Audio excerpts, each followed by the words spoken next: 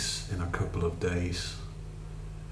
But one reason for that is that I've been very busy, and it paid off. I've actually had a productive couple of days. I don't really have any advice to offer or things to particularly say. Like, I guess what I would talk about is feeling normal during crisis. That's a good thing to talk about. For example, you can use stress to your advantage. Like, if you have a hard time sleeping and you wake up real early in the morning like people do when they're stressed, I actually use it to my advantage. Instead of going to sleep, I just think, I have an hour where I may as well be sleeping, and I spend that time meditating.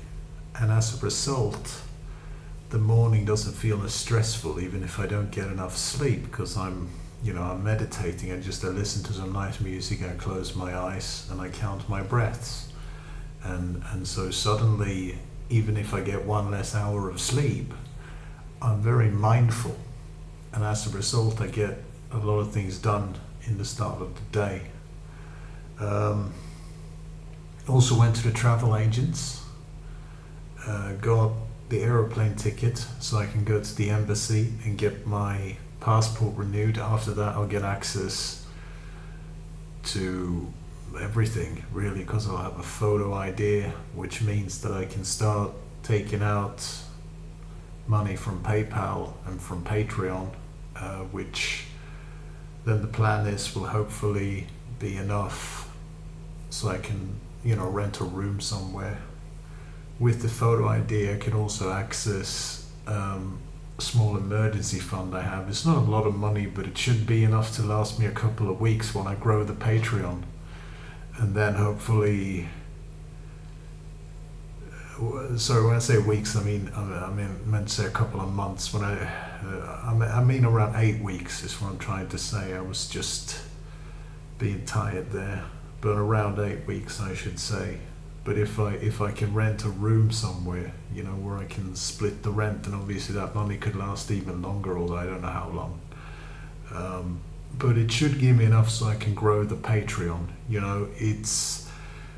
It's not enough to live on by any stretch, but it could be enough to just get me through this, combined with some of the donations and all the things people have done. So like there really is a plan in the works. And I know it's crazy being one of the world's first professional modders. Just going from nothing to that. It's a spooky thought, but so far it is working, and I've had a productive couple of days. For one thing, I released the Doomsday Horde mod, which a little bit of mixed reception because it's a replacer. People want standalone stuff, but I kind of anticipated that, and people like it anyway, so it doesn't matter. I updated it, I fixed a bug in it, so I took care of that. I updated Shady Deals with 3 new traders, farmer, baker, and woodcutter. Not super exciting, but makes the world feel more sort of like it's in the Middle Ages. Oh yeah, I also released the Curse Master, which is a mod that adds this character called the Curse Master, who's sort of a faceless, cloaked figure who walks between the Doomstones. And he sells you curses that allow you to curse people and do funny things, I suppose. You have to predict what they're doing and give them the right curse, and then they'll drop dead. And that's a fun way to sort of legally murder NPCs, a bit of a money sink for higher levels. I think it's a fun Skyrim mod, so I made those. And yeah, I've been very productive. I've done a lot of work, and I booked that aeroplane ticket. Tomorrow I'm going to the hospital to get my mother's phone and jewellery, and then I need to go into her phone contacts, and I need to tell all her friends and stuff that she's dead. And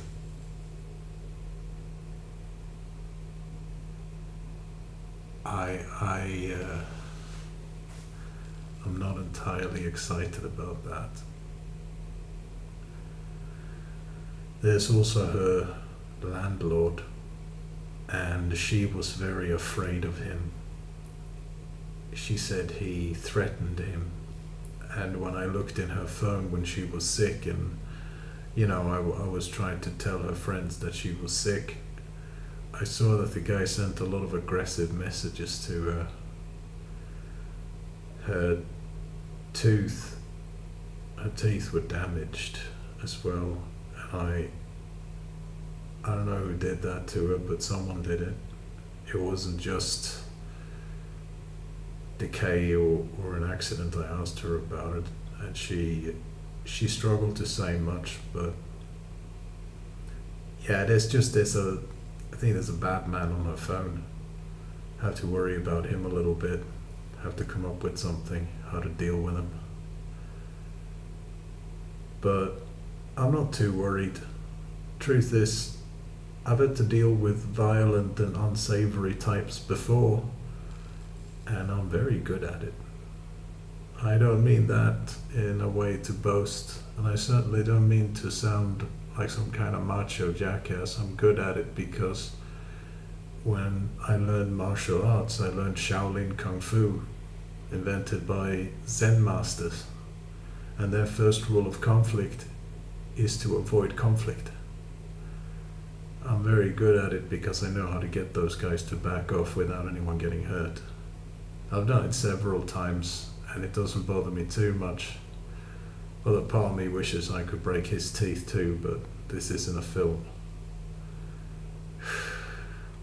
Fucking hate landlords.